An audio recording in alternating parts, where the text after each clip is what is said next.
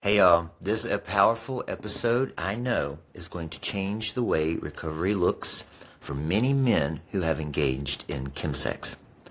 Chems and sex get intertwined, and I hear from you guys every single day asking, will I ever enjoy or even have sex again post-meth? The answer is you 1000% can, and you will enjoy sex even more than any false dopamine high you got from crystal.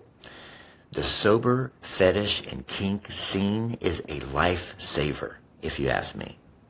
The trust, intimacy, relationship building, connection, acceptance, it has what is sorely missing in the mainstream LGBTQ community today. If you are looking for sexual and arousal healing, this would be the place to begin dipping your toe.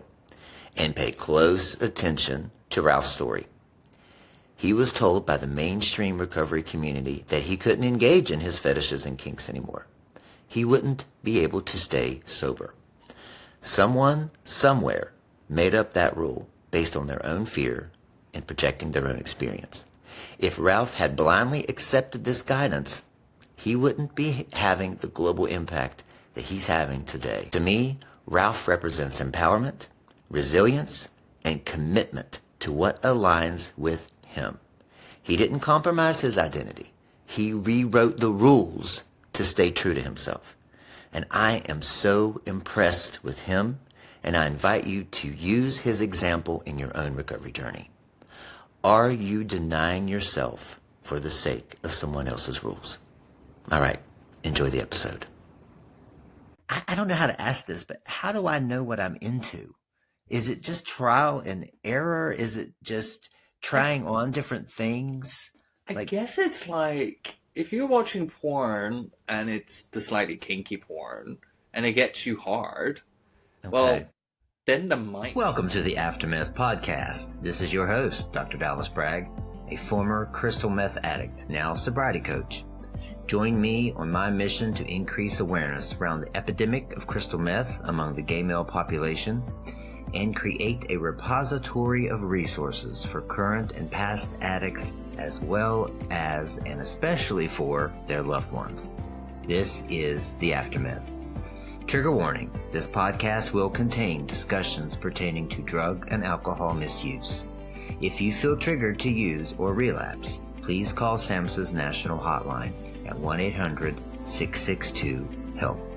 Also, if you are new in your sobriety journey and you feel like you could be triggered by discussions around drug, alcohol, and sex misuse, please do not listen to this podcast.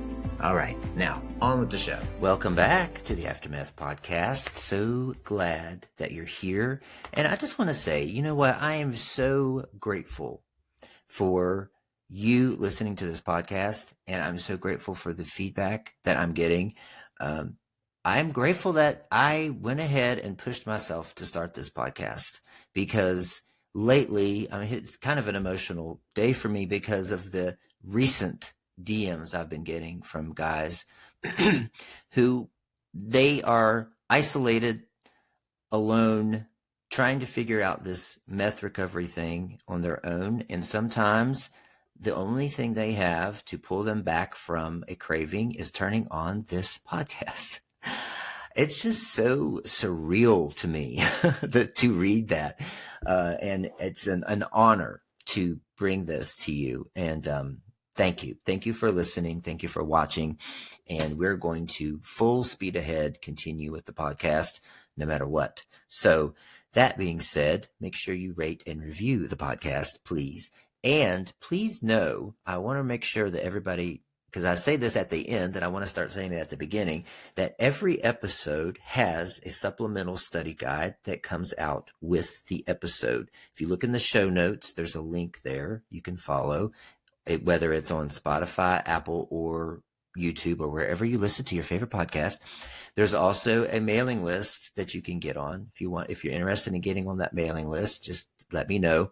The study guide goes out automatically the morning the podcast drops. And also, I will also send other newsletters out through that mailing list. Those newsletters aren't just bullshit. They're actually working newsletters with actionable exercises, journal prompts, reflective questions, which is what you also get with the study guide. So I just want to make sure that you know that there are plenty of free resources that I'm desperately trying to get out there for everyone to use to keep you occupied. You know, sometimes the best way to avoid relapse when it's 3 a.m. and you're horny and you think you want to go party is use me as a cock block. Okay. That's what I'm going to start calling myself. Dr. Dallas Bragg, the biggest cock block there is. That being said, today we're getting kinky and we're getting fetishy, if that's a word. Really, really excited. And unfortunately, I did not have any leather or kink gear to wear today. I am wearing a cock ring. I will tell you that. That's the only, that is the most kinky thing that I own is a cock ring. So, I did put that on. So yay me. We're not going to show that though. I'm not going to prove it. So I have an expert here today, Ralf. And Ralf, could you please introduce yourself to us? Hi, my name is Ralf. I am from London, originally from Denmark. So one of those Vikings you hear about. I'm sober, clear-headed for over 7 years. My drug of choice was methadone and crystal meth and GHB. I am a recovering chemsex addict. I'm into kink, I'm into fetish, I'm into rubber, leather, skinhead gear, you name it. If it's masculine, I'll be there. That's kind of what I like. I'm also the creator of a Facebook group called Real Clear Fetish, which is a group for bi, gay, trans, and queer men, where they can post if they're sober or in recovery or just choose not to drink. They don't have to be in recovery. But it's all about like sober sex and wanted to engage with that. And from that spurred also a podcast I created in 2020, which is the Real Clear Fetish Talks Real Clear Play podcast, which is just me having a guest on talking about sobriety or different expressions of kink with a sober angle to it. Yeah, I love it. Thank you. Thank you for what you're doing. What you're doing is so important for this demographic that is listening to this podcast. Because I will say, I've said this before on the podcast many times, the number one inhibitor, the number one question that I get is, how can I enjoy sex again? How could I ever like sober sex after what I've experienced in chemsex? You know, because there's no way I'm going to enjoy it again, right? And so that, to me, has been the biggest challenge of getting sober and in recovery from this drug is, you know, as you know, meth and sex fuse together, and you have one with the other, and the sex you have on it is just this elevated experience. So what you're doing is answering the call for so many men. And so I just want to say first, thank you for that very much. And I'm very happy to have you on here. Thank you very much. I sometimes, when people tell me that, I get a little bit like, yeah, I guess. And it has to be said, Real Clear Fetish was created purely out of my own need to get back to sex, because there was nothing else there. I was left kind of like, when I was doing recovery meetings or other people kind of advising me to give all this up. Yes. Where I was like, okay, so there's no one dealing with this, at least not in Europe, because we don't really have fetish recovery meetings in Europe. It's slowly coming, but very, very little. So it was just like, okay, what can I do? Well, I'll create my own path back. So I created Real Clear Fetish purely on selfish reasons to get my kit on and get off with someone, but safely. Yeah. It's interesting, the advice that's out there that I hear from guys saying, you know, you have to give all that up. You can't be fisted, piss, you can't do these things anymore. if you're going to be in recovery. And so I will say with my clients, I do say to take a detox from it in the beginning, but I also say take a detox from porn, masturbation, and those things in the very beginning, just to kind of separate the two, clear your head, and in a way of unfusing them together. But I guess my first question, I want to get into your story too, but my first question is, why do you think when we do crystal meth and we're in chemsex, why do we associate fetish and kink with it? Well, crystal meth use, and especially like injecting, became a fetish for me almost. That Yes. part of the act. It was like, it was almost more important than the kink in itself. But I also kind of like, when I talk to people who are in early recovery, and they're talking to like, oh, I really want to do sex, and I still want to do the kink, and so on. My first question is always, did you find kink in crystal meth, or did you have it before? Because it's a hell of a lot easier to get back to what you had before. No, I'm not saying it's easy. It's not bloody easy. But it's easier to get back to something you already had. Pathway's already there. But if you literally found BDSM or leather or rubber in crystal meth addiction, then you have to kind of sit down and talk to yourself and find out, is this me, or is it this crystal meth that's done this, created this illusion of a fetish that I might be into, or was it just something you went along with whilst you were high? Wow. That is a powerful question right there. And what does it take to decipher that? For me, definitely there's things I've left behind where it's just not good for my mental health. Where I felt more used, and well, we're talking about kink, it is about using, but there is differences between healthy using and being told off or abused in a sexual sense. And you kind of have to figure out what works for you when you come into recovery.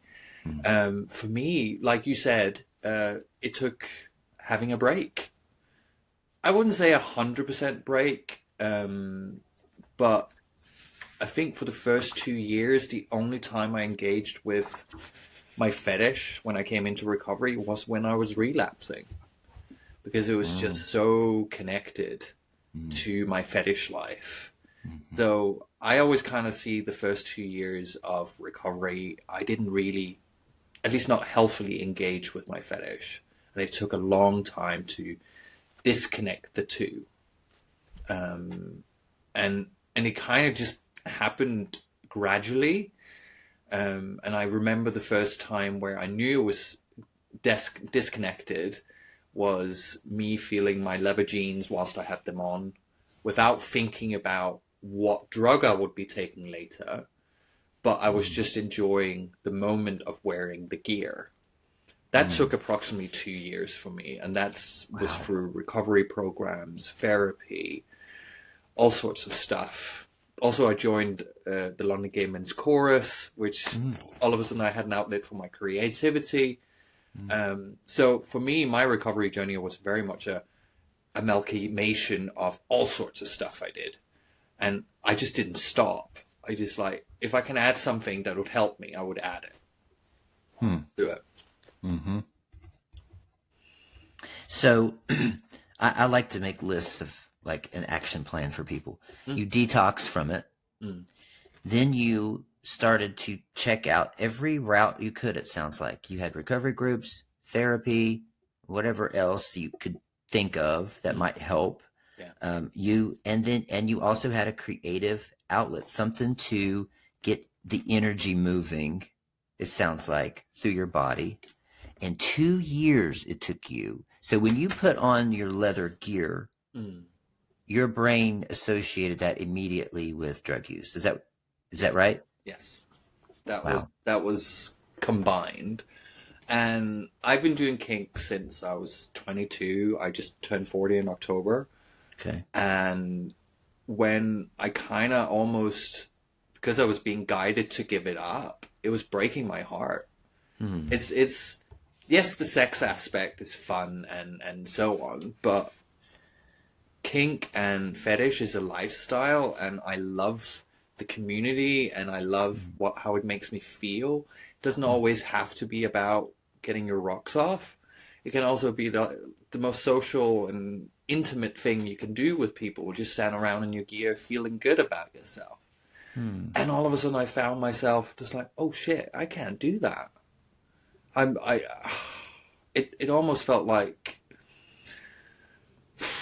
being cut off from what you loved. And it's been a part of me for so long. And you kind of go, oh shit, I did this to myself. And now I have this handicap and I can't get back to what I want. Wow. Yeah, the shame, right? I mean, there's shame. What is kink shame is a phrase, right? Kink shame. It took me a long time to get, because like coming out gay is one thing. Right. But coming out kinky as well. It has a whole other dynamic. And then all of a sudden it's like, oh shit, I also have to come out as an addict now. And can I even get my kink back? Will I ever enjoy this healthily? I'm just like, I'm 7 years sober. Does it come with challenges sometimes? Absolutely fucking lutely, yeah. I even now I can get triggered and have to kind of go, okay, let's stop. Let's move on. Let's try to get my thinking a different area. I don't never know when that happens. That's the thing. It just surprises you sometimes. Wow. I know when using thoughts appear is when I'm stressed, because my brain is going, it's like, oh, we know how to fix that. So even after 7 years, that still happens, and I just have to be really honest when it happens. And that's okay. I think, at least in early recovery, I felt so much shame around like using dreams or using thoughts, where now I'm like, okay, that happened. Talk to a friend about it. Don't let it fester. And then move on. Wow. Thank you. Yes, so something else Ralf is saying is you can't... so many of us are expecting things to just quit. Like the triggers, the cravings. And again, we've said this on the podcast before. For me, 6.5 years almost, and I still get triggered because of the needle. I still get triggered from that. Seeing my veins at the gym or whatever, right? Going to the doctor and getting my blood drawn is still an ordeal, right? But the difference is that you create tools around it, right? And like you're saying, you're honest. The honesty part is what you're saying. Paying attention, observing it, and talking to a friend. And it sounds like it's easier for you to talk to a friend because you've built a community here, right? I have friends who have seen me at my worst with track marks and raving like a lunatic. And those friendships stuck around, even from when I was kind of crying wolf, I won't do it again. And then I end up doing it again and again and again. So I'm lucky in that aspect that I didn't have friends that cut me off. I never got to that point. I did have close calls with friends where it was like, if you do it again, we're not friends anymore. Yeah. And to be honest, I look back and kind of go, yeah, you're completely right, and I fully get what you're saying. I was a right asshole. So it's just about, I feel like I've gotten to a point now, I try not looking back and go, oh, that was horrible, and I regret all my actions and so on. There's a reason we start taking drugs. They're fun. And that is what, like, and sometimes I was undiagnosed with ADHD. I just thought I was a bit odd and some things would trigger me and stuff like that. I've also realized since then I have childhood PTSD, a whole plethora of weird brain things going on. And alcohol and drugs was just my escape, how to cope with being in a social situation with other people. When when I kind of got sober and I started realizing all those things, it's like, oh, maybe this thing and maybe this thing and maybe this thing, and getting the diagnosis. I know it doesn't fix anything, but it just reconfirms why some of the stuff I was doing was happening. It was self-medicating. Yeah. And now that I kind of have a better understanding of why sometimes I have extreme low moods with my ADHD, I now understand that is just my brain kind of going, okay, you've been running up here mentally like adrenaline for a week and just happy. And all of a sudden your brain's like, yeah, you need to relax now. So we're just going to make you depressed. I now know what that is. And I try to be okay when that happens. Talk to people when it does happen. And also try to remind myself it's not something that's going to last forever. Yes. And I will crawl out of that pit quite quickly. It lasts maybe like a couple of days and then I'm fine again. So it's the clarity of sobriety has definitely given me some gifts of understanding my brain and what goes on. Yeah. Yeah. Thank you for that. Thank you for saying that. So important. And it makes such a big difference when we become the observer and we're not carried away by those external behaviors, the ups and the downs. And like you're saying, it's the important part to me, the difference making is when we know it's not permanent. You know, we tend to catastrophize and we get into a depression and then all of a sudden I'm always depressed. I'm going to be depressed forever. But if you are standing on the outside of it, observing it in the way that you're doing, and your diagnosis has helped you feel seen and validated and heard, right? And now you can observe that, okay, this is happening, but I'm still in control. And I love that. Thank you for saying that. It's perfect. Yeah, I'm quite honest that because I suffer with quite severe anxiety, social anxiety and stuff like that, and I'm also on citalopram for that anxiety. And I'm quite grateful for having that to kind of balance out some of my anxiety, because I can become quite a mess if I let myself go that far. But I also know that it gives me space to learn other coping mechanisms. Like singing has been such a big part of my life always. But when I moved to London in 2009, partying and drug taking became more important. So all my creativity went out the window from 2009 till 17 when I became sober. And ever since then, I've just like things after things after things with like creativity stuff I've done. I think my biggest thing I did when I became sober was I tapped into writing poetry, which I've always kind of looked at poetry as just like, no, this is people standing on the stage saying weird words and it doesn't make sense. I'm sure I always kind of like when people want to read some of the stuff I've written, I kind of go, yeah, can you see the date on there? Yeah, that's a snapshot of where my brain was at on that day. Yeah. If you read some of these poems, no, I'm not suicidal. But that is where my brain was at that moment in time. Yeah. I don't write as much as I used to. I maybe write like 3-4 poems a year. And it's mainly because I'm okay. Because I write out of distress to kind of make sense of what goes on in my brain. So me not writing is actually a good thing.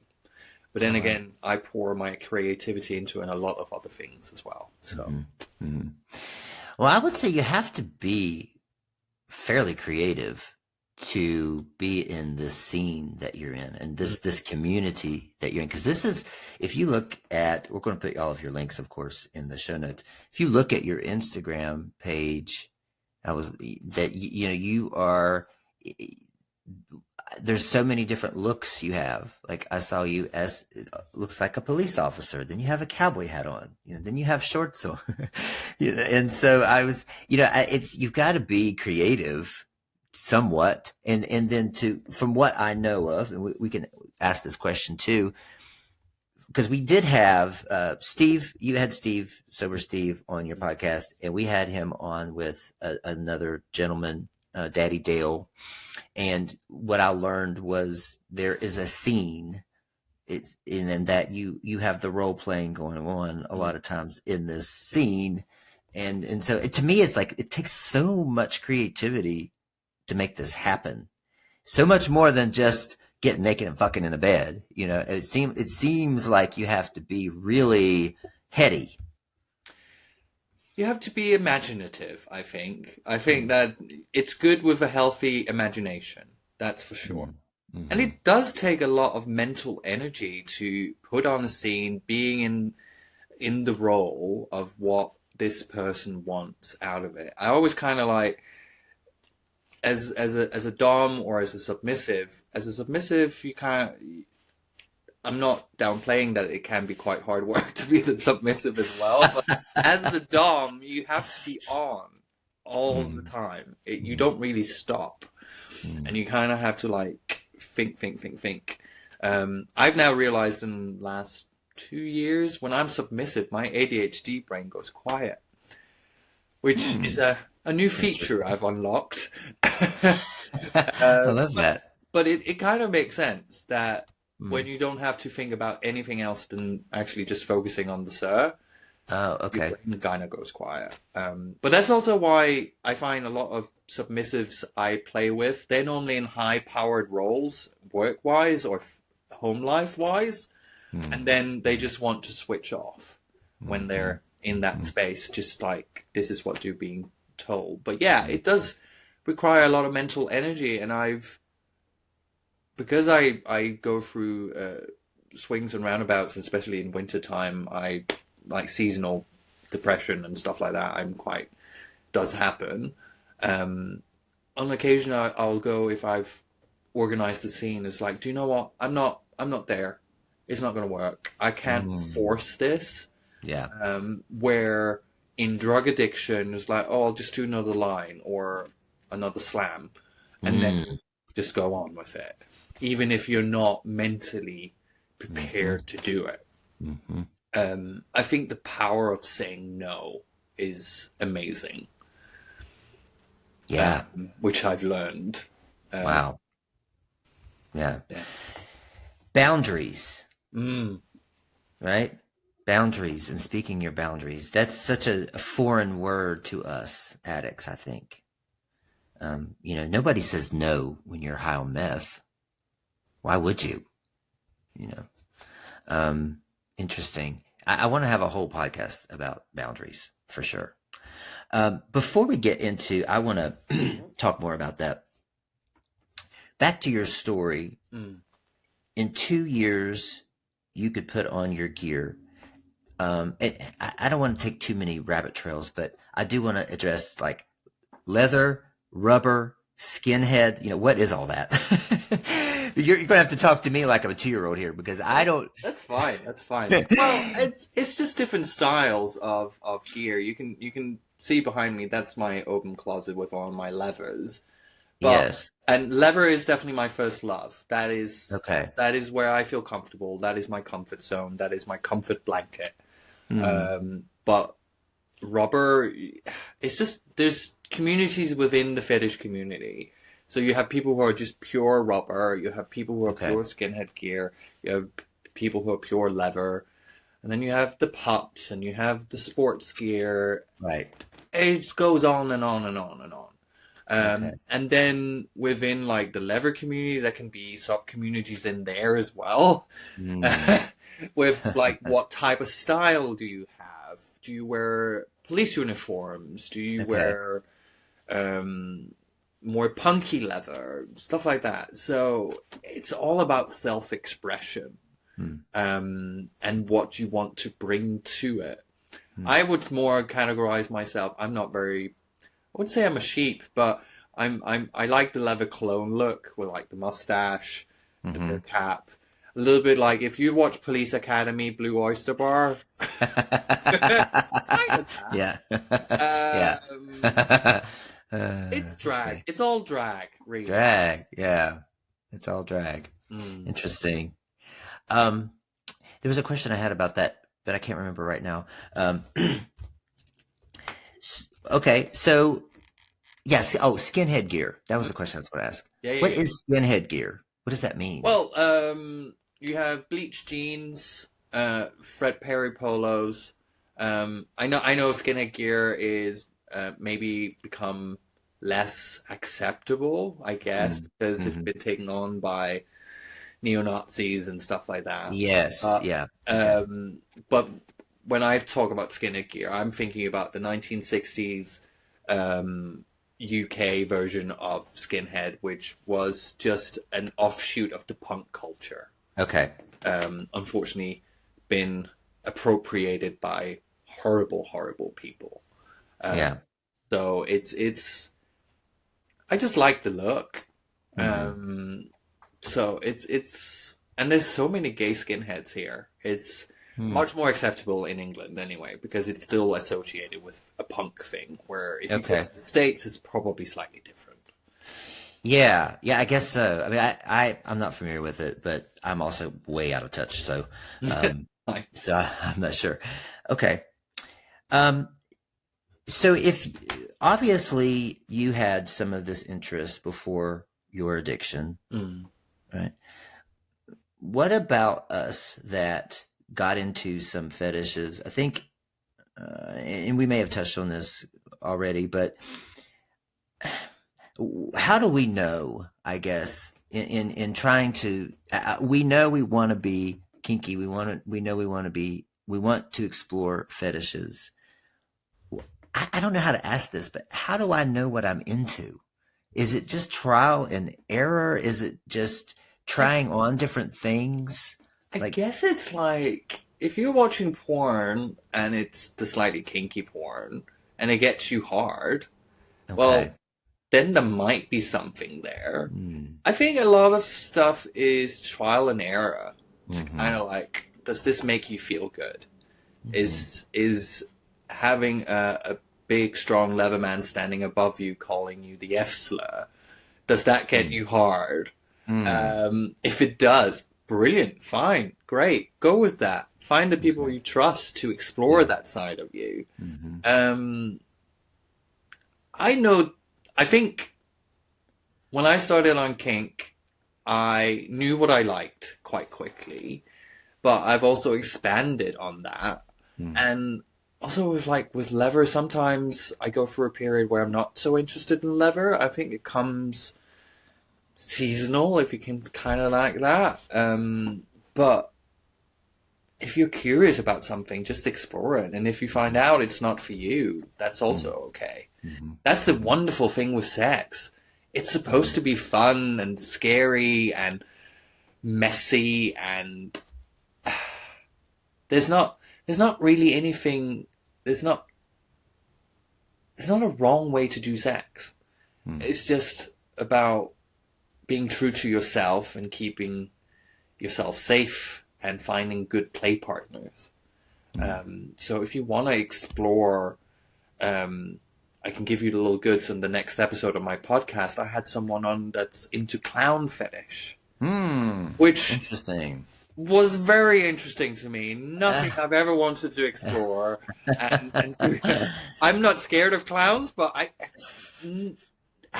it's a weird one, because now that I've met this person and he was sitting in his red nose and it's like he was very cute and his outfit was quite fun, and but I'm not sure if it would be for me. But I'm also very much like, I'm also a very curious person, so it's like, oh, let's give it a go. See if it works. If it works, fine. If it doesn't, great. Then I've tried.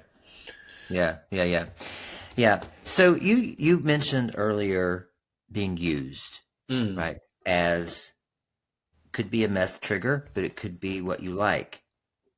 How do we know the difference between, and maybe this is a question you can't answer, what is trauma? Like, so for instance, I have clients who figured out they want to be degraded Mm. because their dad degraded them. So they're reliving. And I've had this happen. Like when I got into crystal meth, I was 39. So I immediately became a daddy, whether I fucking wanted to be a daddy or not. And I would have these guys, young boys, who, I could fill in the blanks every time. I want to be choked. I want to be hit. I want to be spit on, all that stuff. But then sometimes it crossed over into them wanting me to say how disappointed I am in them and all this other stuff that as I'm looking at them, I'm like, this is your trauma here. Like whatever turn on I had before is well gone, because I'm going to turn the light on and just start counseling you no matter how high I am. We got to talk through this. I mean, how do we know the difference? It's a really hard one, to be honest. It's like when I look into, like, when I'm a dominant and I dominate a sub and I'm calling them names and so on, I think I know where that comes from. I was bullied horrendously in school. So I take on the role of the bully, quotation marks, to kind of reclaim some of the power. I also, like you mentioned, the situation of them wanting to be degraded and almost treated like how their dad was. But that might, for them, be the scenario of, do you know what? I'm inflicting this trauma on myself. I'm taking the power back by reliving it. I'm not saying it's healthy or unhealthy. I fully agree. Maybe also talk with a therapist about it. No, therapy. Everyone should be in therapy anyway, and all their therapists should have therapists, and so Yes. So yes, it's a power dynamic. It's sometimes when you can relive that trauma in a safe environment, you can maybe get some resolution from it, if that makes sense. I also came from a domestic violence childhood where my mom got beaten up. And I'm sure some of the kinks I have comes from seeing that. But that's a whole, like, a Pandora's box that's very dangerous to open sometimes. And sometimes just having the safe space to relive those traumas by choice can be quite therapeutic. That's just my 10 cents. I'm no professional. I'm not a therapist, but that's how I would interpret it if someone wants that. Yeah. Thank you for that, because you've just kind of helped me shift my perspective a little bit about this. When you are being a dom, and like you said, you're reclaiming your past. So it is kind of from trauma, but in a positive way. Yeah, it's a reclamation here. Yeah, and it is a scene too. You're not actually being mean to this person. No, it's all right. Consensual. Right. Consent is always boundaries, and consent is like, and then you can, if you want to do consent, non-consent scenes, then you discuss that. But you're giving consent to have non-consent. Yeah. So it's such a weird one when we're talking about non-consent scenes where you're talking about, like, someone wants to be bullied or talked down to, but they're consenting to that to create a scene of non-consent. Yeah. And in that way, it can almost be quite powerful to give that power away. And it can be quite therapeutic. I've been submissive in scenes where afterward I'm just mentally tired, but almost relaxed, kind of go, I've given this power over to this person and they've taken me through this journey. And when you do stuff like that, aftercare is very important. So it's you can kind of push, but then you also have to pull back. Yeah. That is a very good dom if they do that. If they just push and don't pull you back in, no, don't play with them. Okay, good. I don't know what I am. I know I don't like to be told what to do in any scenario, whether it's pretend or not. Me neither. I don't. Oh, no. Oh. So I guess if I was a sub, if I set the rules, Maybe it would be different. I don't know. Oh, no. It's very, very, like, I always kind of jokingly, it's like, the sub is the one who has the power. Yeah. Always. It's, they have the power. Interesting. And that's what makes it fun, because they have the power to stop the scene, but they choose not to. I love this. Yeah. Yeah. So I would say if I were to ask, what's the biggest difference between a sober kink session and a meth-induced kink fetish session? Consent and boundaries.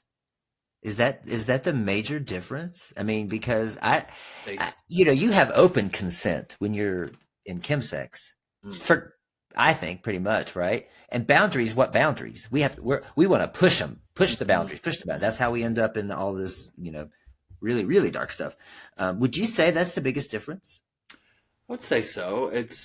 I also, like, when I look back some of the kink stuff I did on meth, not that kinky, really. It's just right. A lot of ass and harnesses and messy people on their phones. Yes. A lot of scrolling. Yes. So at the end of the day, it doesn't really happen that much like the downright kinky sex. That's right.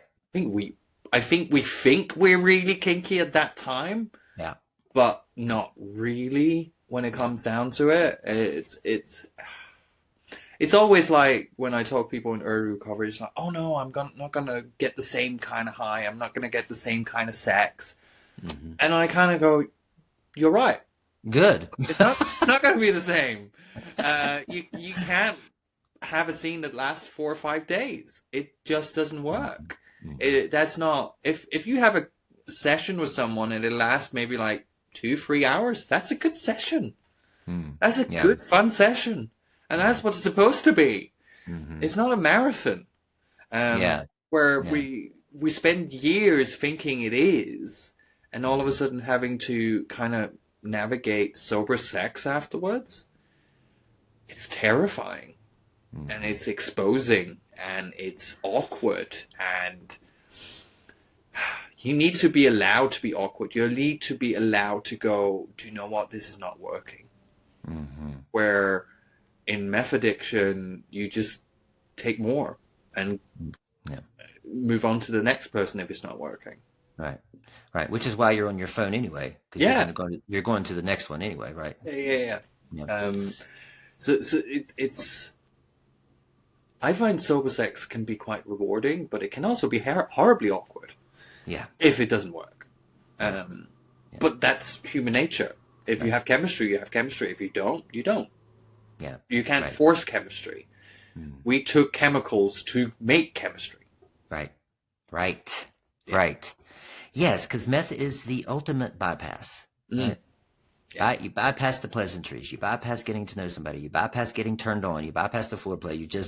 You bypass dealing with your emotions. It's just a bypass. Yes. In all regards. So the act of getting to know someone in this community, fetish kink community, the act of establishing trust, that's intimacy right there, isn't it? That's real intimacy. Intimacy for me is having a sub over. He gives his will over to me and can build up a flogging or paddling session with him. And he takes it for me. He almost gets to a point of breaking for me. That is, and then afterwards, just cuddling up, being so proud that he did this for me. You don't do that in sex. It, for some people who are not into this, may not understand that kind of intimacy, but also there's also the afterglow of just like normal penetration sex. You're kind of lying there in a sweaty mess, and it's just that you've been combined with each other, you've been intertwined with each other.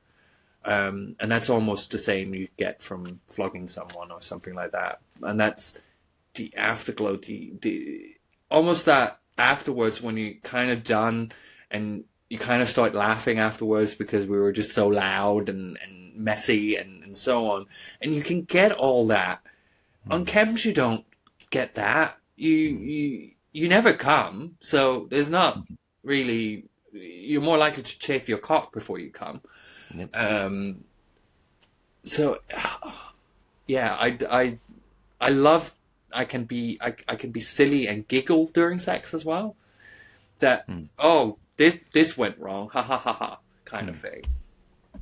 And it should be allowed. It should be allowed to be sometimes a bit ridiculous. I'm fully aware how I look when I'm in full leather get up. It's like I'm wearing cow skin. I look like a leather couch. Do you want to sit on me? And I can see why someone who's not into this finds it's almost absurd. But it's such an integral part of me. But I'm also very mindful of it needs to be fun. Yeah. Sex needs to be fun. It's not serious. It's supposed to be playful. This is our version of playtime. And it needs to be fun. Yeah. Yeah. Fun, consent, boundaries, and safety. Yeah. To feel safe, I think is what all of us are looking for. Oh, absolutely. It's weird when I talk to people who are either trying to become sober or in early recovery, and it's just like, I was just missing connection. Yeah. And one thing you don't get in drug taking is connection. Well, you get a false connection. You can get a false connection, a sense of connection, a sense of community, maybe. And that's one of the reasons I always kind of revert back when I try to explain why I might have done drugs and so on. It's just loneliness. And you probably mentioned this on your podcast before, is about like the experiment of Rat Park. And it's just how powerful that experiment is with having them with laced water and non-laced water. But yeah, it's such a important little experiment, and just shows you why connection is so important. And kink can be such a connection because you kind of meet other people who are like-minded and like sex, and the more kinky or the more darker side of sex. But it's just about finding the right people to do it with, and feeling safe and connected. And that was one of the reasons it was so heartbreaking for me when people told me in early recovery, "Oh, you have to give it up." And I was just like, no, I'm not having that. Yeah, that's a message for us, for the listeners, whether it be kink or not. When people tell you you have to do something, that you have to do this to be successfully recovered, I encourage you to always ask questions. Always ask yourself and feel what it feels like inside. And if it doesn't feel right and aligned, then investigate that. But we have this tendency, we're so tender and we're so vulnerable in the beginning, and we want to do it right, that we take people's opinions as the fact, especially if they come to us and they've been without the substance for a certain amount of time, which to me, I'm sorry, does not automatically mean that they know what's best for me in my recovery. And here is a prime example. Trying to take Ralph's whole, almost such a large part of his identity away to tell him he can't do that. And now look at what you've done. You have taken something and overwritten it and made it something beautiful, and something that I think, to me, everything you're describing, if you zoom out from this, take away flogging and dom, sub, whatever, you're talking about establishing intimacy, trust, safety, being comfortable in your own skin. These are things that we never had a lot of time. This is because we never had that, we went into drugs.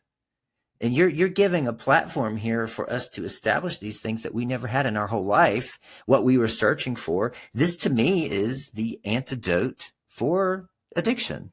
Mm. So there's my little rant.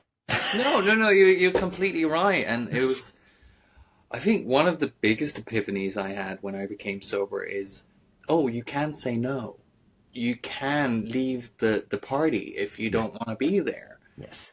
The amount of times I've been at a fetish party and I'm just forcing myself to stay and I'm having the worst time because mentally I'm just not there.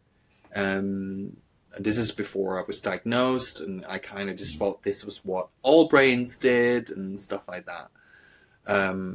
But the power of saying, fuck it, I'm going to stay in.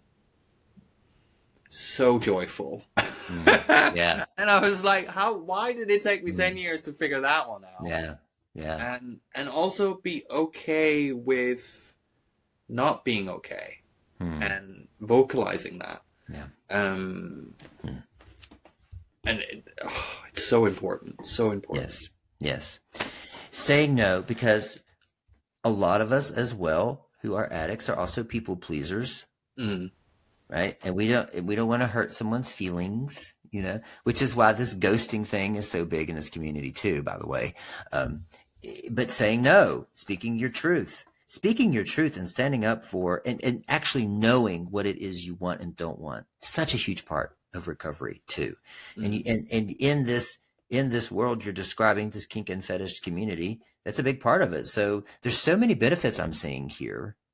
So let's say I wanted to get into it. So one of the things I wanted to mention too is earlier you were saying what gets you hard, when you watch porn.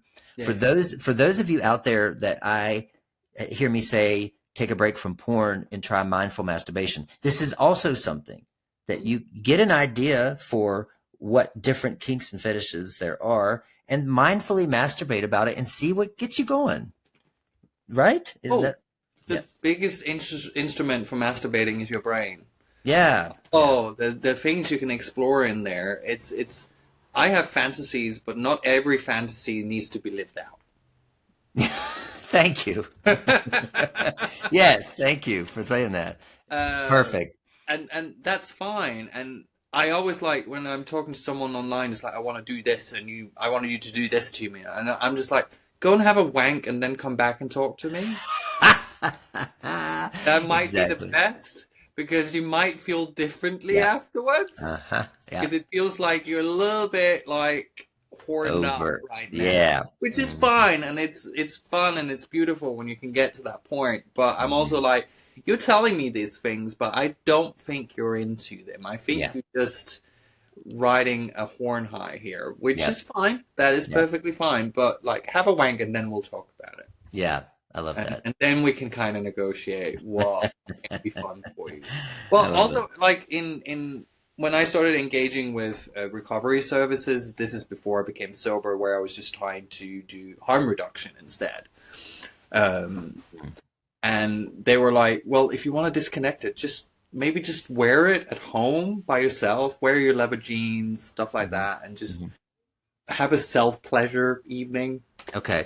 And that's also a way of disconnecting things. It's just like, wear the stuff that might trigger you in a safe environment and just see how you feel with it. When it comes to kink. I think also one of the things when people say, oh, I can't become sober because then I can't do fisting. Yes. That is a myth. Yeah. Will it take time to relearn it? Oh, absolutely. And you need really good play partners, and you need really patient with it. But it is possible. If you could do it high, you can do it sober. Right. It might just take a little bit longer, and it might also be more intense sober. I would say so. I would assume so. I'll go back to fisting in a second. The importance here, I keep hearing it, of finding someone you can trust and feel safe with. How do you do that? So let's say scenario is, well, it's me. Okay. So let's say I want to get into this, right? Well, number one, I don't think these people are going to be patient with me as I try to figure it out. You know what I mean? That's where my mind goes first is let's say I want to be a dom and I get to know an experienced sub. My first time, like, how patient are they with me? How do I, because I don't know. I guess I'm trying to figure out, but not only that, let's put it under the understanding that it's also could be a trigger for me. Yeah. Because I will say fisting and meth for me go hand in hand. I needed a place to live. What'd you say? Unintended. Unintended. I needed a place to live one time, and this man let me live in his studio apartment in exchange for he taught me how to fist him. And so I spent 2 weeks fisting this man on camera. Like, everything we did was projected on the wall too. So, but anyway, so that in my mind, fisting and meth. So how do we go about as a newbie? How patient are the experienced people? And you said, as far as knowing when you're triggered, saying no, how much, what does it take? Does it take mainly patience? Does it take just awareness? What does it all take so that I am not thinking about meth? I think it comes from a point of communication and honesty. Okay. If you're playing with someone and this might be a trigger, or you might in some cases actually get emotional. Yes. Be honest with the one you're playing with. Okay. Tell them where you're coming from. This is new to me. I'm in early recovery. You don't have to give them the grisly details. Yeah. But just kind of go, do you know what? This is where I'm at. This is what I want to do. Can we explore that? Okay. If the person you're talking to understands that and respects that and meets you at that point you're talking about, that is a good play partner. If they go, that's too much for me, that is not what I want, that's also valid. That is perfectly fine. They may not want to deal with that trauma, and that's perfectly fine. Does it sometimes mean that you don't get that hookup? Fine. That sex is not everything. Sex is important, but it's not everything. Yeah. Yeah. And interesting. Having that honest talk at the start, kind of to establish where you're at, that's fine. Does that take a bit of bravery and so on? Yeah, absolutely. Do you feel like this is the person you want to talk to this about? Boundaries, communications, patience. That is definitely. But it's about finding good people who will understand where you're coming from. Yeah, yeah. Okay, that's good. I don't know if this speaks for most of my listeners or not, but for me, I still have trust issues with men because of my meth experience. And I only recently, after 6 years, tried a relationship, and it didn't go well, right? So I just inherently expect the worst of gay men. So I think that's something I would have to work on before. It would take me some time, but I think it sounds like it's going to require patience anyway, right? It's communication is so important. Yeah. And sometimes also like trusting your gut feeling. It's like, are you getting a good feeling with this person or not? There's no rush. Yeah. We rushed so much in addiction. Yeah. And it's like the next thing, bigger, better, harder, darker, all that. Now is time to lean back, find out what you want to do, find the right people to do it with, and just enjoy it.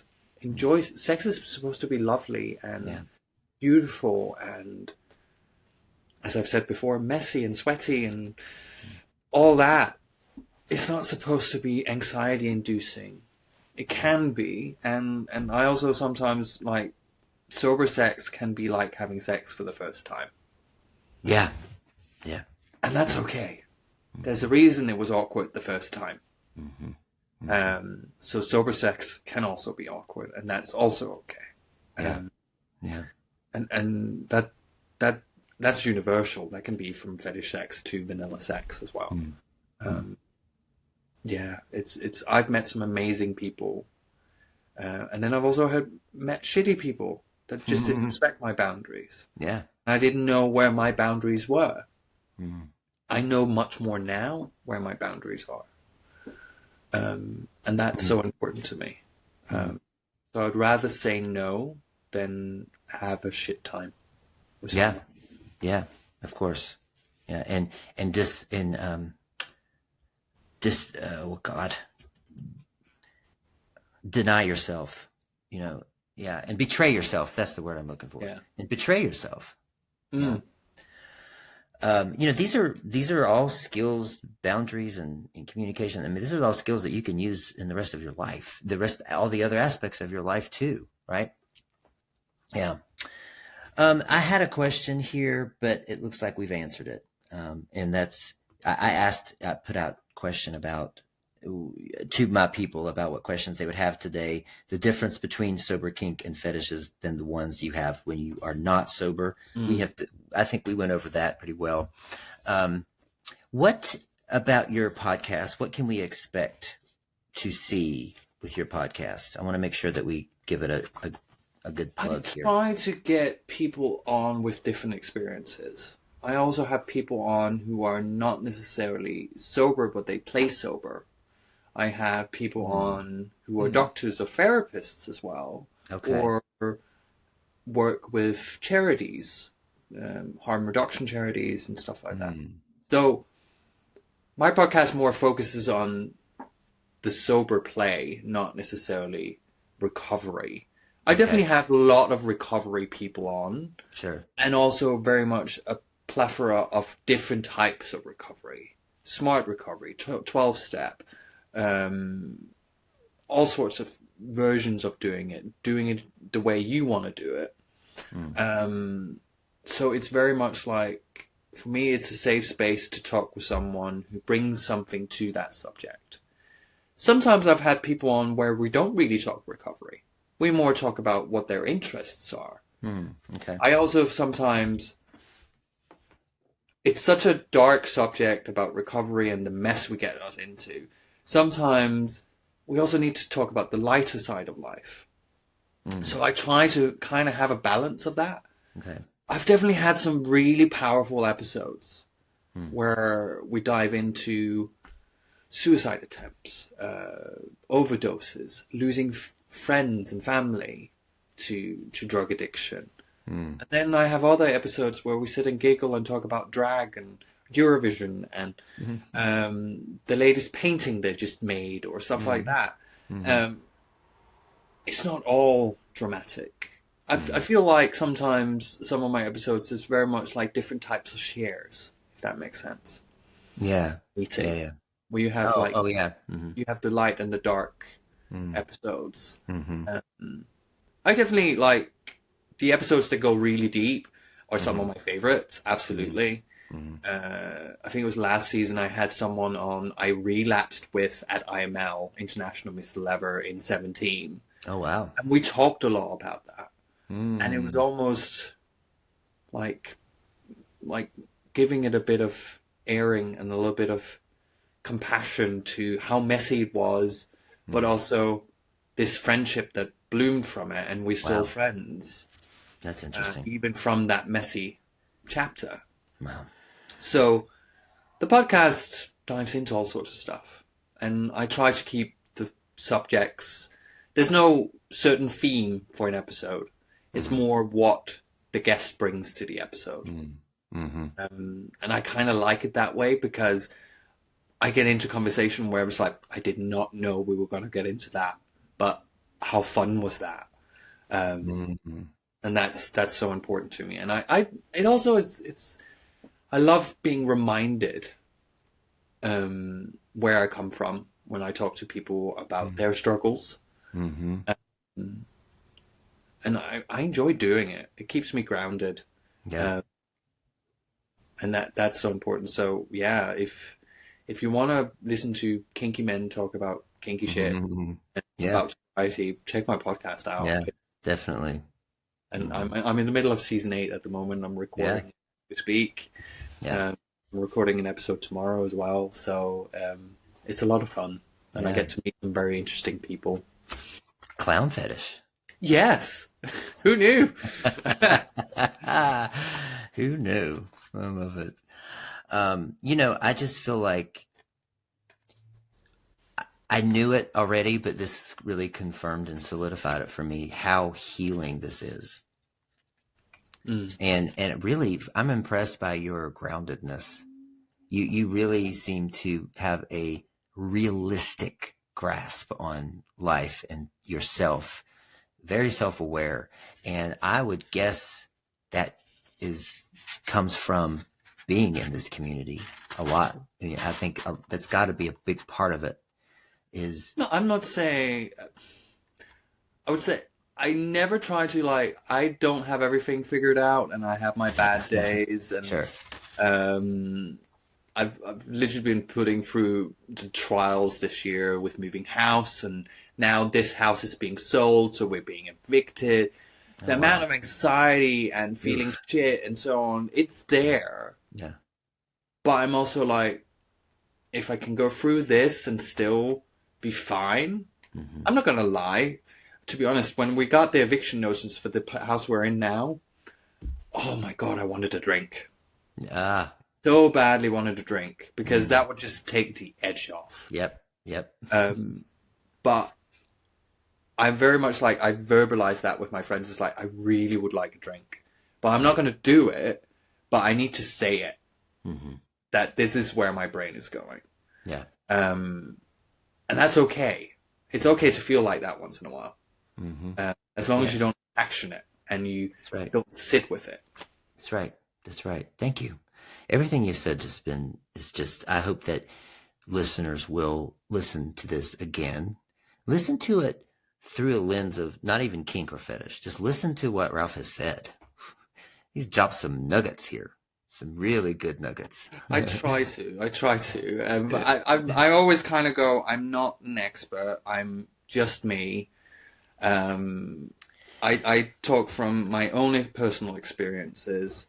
But yeah, I always kind of go, I'm not an expert. This is purely talking from my own experience, and that is not everyone's experience. I'm very much especially on my podcast, I always kind of go at the end of the podcast, if they've heard anything my guest has said and they've connected with that, give them a right. Or if I've said something they connected with. Okay. But it's not always they're going to connect with anything that gets said. I'm glad you said that. If you're listening and you've connected with something Ralf said, give him a right. Please. Oh, please absolutely. Do. Yeah. I have one more question. I'm going to edit the question and put it over with the other one. Oh, cool. The other question I got was about bathhouses and dark rooms. If you still want to participate in those sober, is there a way to do that? How do you navigate that? And does that even fall into a kink or a fetish? Well, it depends on what association you have to the bathhouse and the dark rooms. For me, I remember the first time I went to a club, my trigger was standing in the queue for the toilets.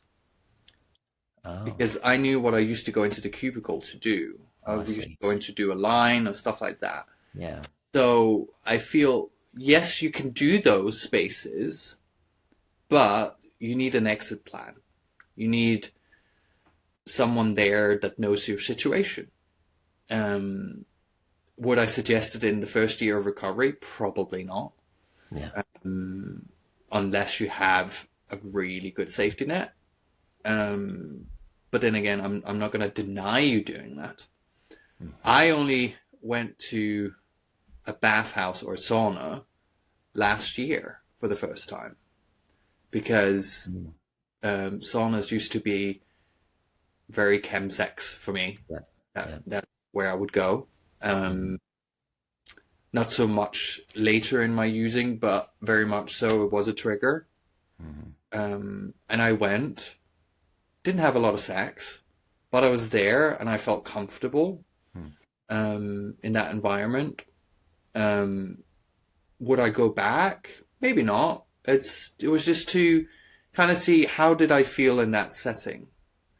But what I did was I actually texted a friend. It's like, I'm in a sauna at the moment. I'm in a bathhouse.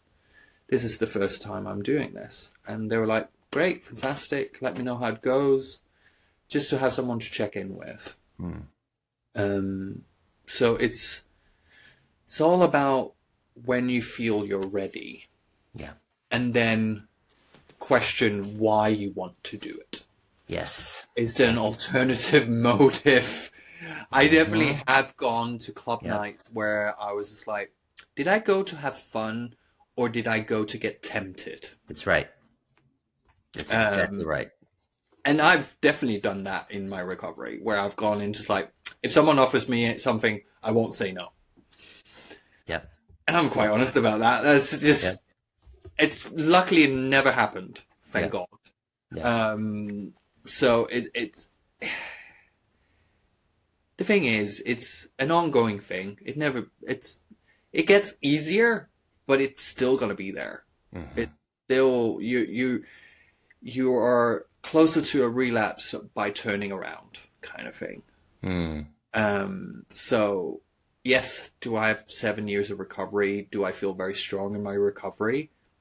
Absolutely. But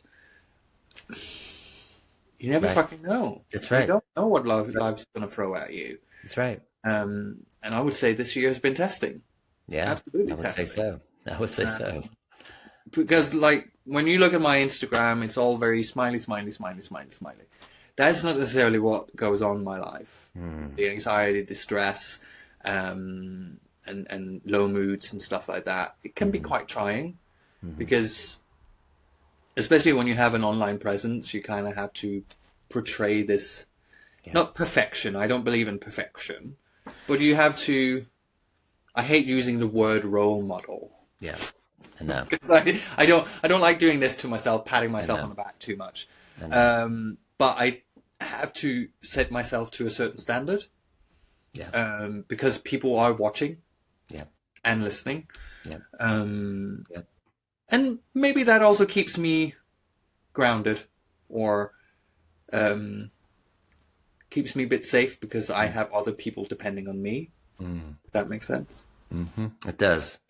It does. I'm feeling that right now a lot. I've made an error lately in sharing some personal things or some personal humor, and it does not come across the same way for people who idolize you. And whether I like it or not, like you're saying, I'm seen as a role model, and I honestly and truly was not ready for the pressure of that. It's a lot of fucking pressure.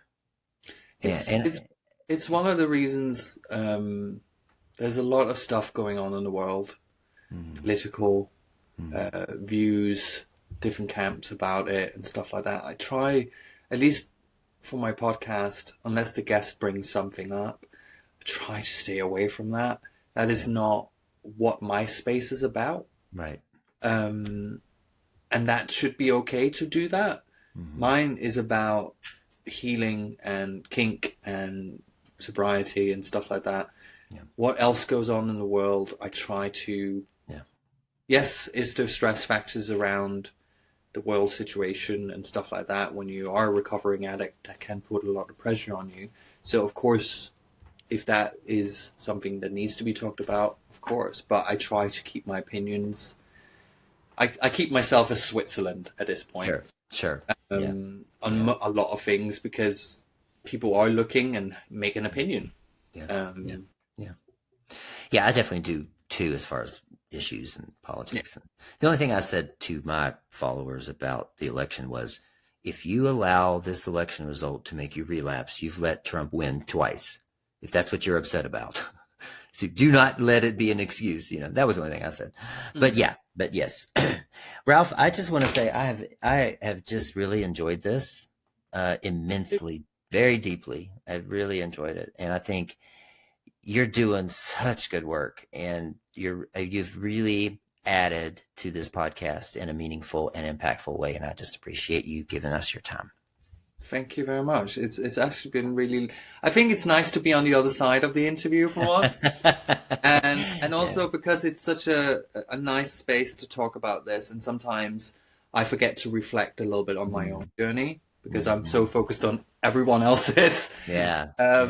So it's quite nice to come on and talk about where I come from and my experience. And I really do hope someone is listening to this who wants to explore kink and a little bit nervous about his sobriety around that. Yes. And that being said, come on my Instagram, drop me a line. I'm happy to talk to people. I do that all the time. So yeah.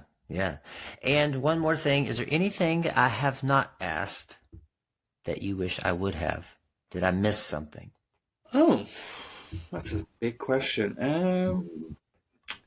Not really. Not particularly. No, not really. No, I can't think of anything. Okay, good. Just want to make sure. Always do. All right, guys, thank you. I hope you enjoyed this episode. And as you know, you can connect with us on Facebook as well. We have the Aftermeth Podcast Facebook community. If you'd like to start a discussion, do it on YouTube or Spotify. You can do that, start a thread, and we would love to hear from you. And I'd love to hear what spoke to you from this episode. What is it that really made a difference? What caused a light bulb moment for you? I'd love to hear that. And let's get a dialogue going. All right, see y'all next week.